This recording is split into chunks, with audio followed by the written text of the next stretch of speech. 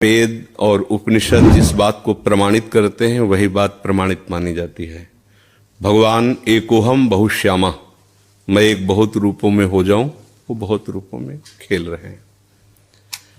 आप उस सृष्टि में भेजे गए हैं अलग अलग सेवाओं के लिए। कोई डॉक्टर है, कोई मास्टर है, विविध प्रकार के अभिनय करके हमको अपने स्वामी से इनाम लेना है। किसी को वैरागी का अनुभव अभिनय है, किसी का रागी का अभिनय है, लेकिन सबका एक अब स्वांग दिया गया है। अपने स्वांग को ठीक से निभा लो तो इस माया प्रपंच से मुक्त हो जाओगे, इनाम मिलेगा। अगर तुम मास्टर हो तो बच्चे में भगवत भावना करके और शिक्षा रूपी भजन उसको दीजिए। जो जिस क्लास की शिक्षा, ईमानदारी से आपके अंदर यही हो कि हे प्रभु, आप बालक रूप से हमारे सामने आए हो, मैं आपको शिक्षक रूप से शिक्षा दूंगी। और उस समय यदि भगवत भाव रहा तो आपने जितने घंटे बालकों को पढ़ाया वो भजन ही है, उससे बिलक नहीं।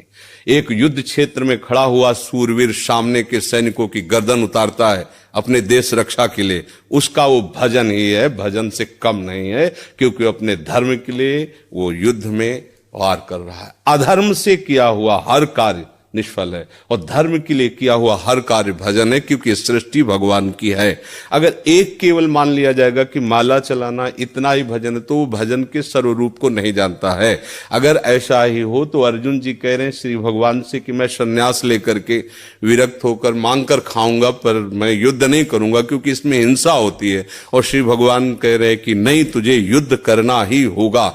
मामुनिस्मर युद्ध च, मेरा स्मरण करते हुए तुझे युद्ध करना होगा। तो हमें ये बात समझनी कि हमको जो स्वांग मिला उसमें हम बेईमानी न करें।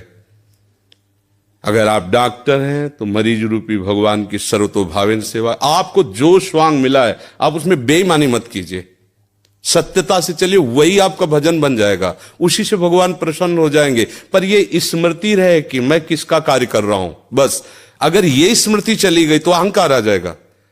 मैं अभिनय में श्रेष्ठ हूं, मैं अमुक श्रेष्ठ हूं, मैं विद्वान हूं, मैं ज्ञानी हूं, मैं महात्मा हूं, मैं भक्त हूं, मैं भजन आनंदी हूं। किसी भी बात का अभिमान आ जाना उपासना की वृत्ति का नाश हो जाना है।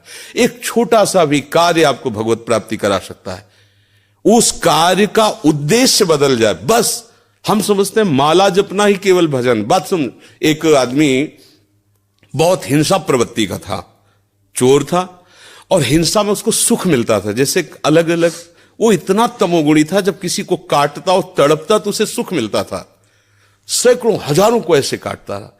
एक दिन एक महात्मा उसकी मार्ग से जा रहे थे, मिल गए, उसने उनको भी वैसे ही प्रताड़ित करना चाहा। तो भगवत प्राप्त महात्मा थे, उन्होंने कहा कि बच्चा, इससे तुमको क्या मिलता है? तो संतों के दर्शन से, संभाषण से अंतःकरण की मलिनता का नाश होता है। यदि अभिमान त्याग कर संतों के पास जाया जाए तो एक एक कदम यज्ञ के समान होता है। संत दरस को चालिए तज माया अभिमान।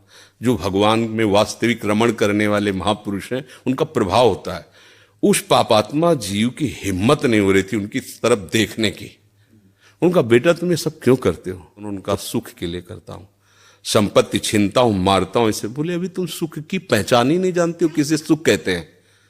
तो उनका फिर मुझे बताइए आप सुख किसे कहते हैं?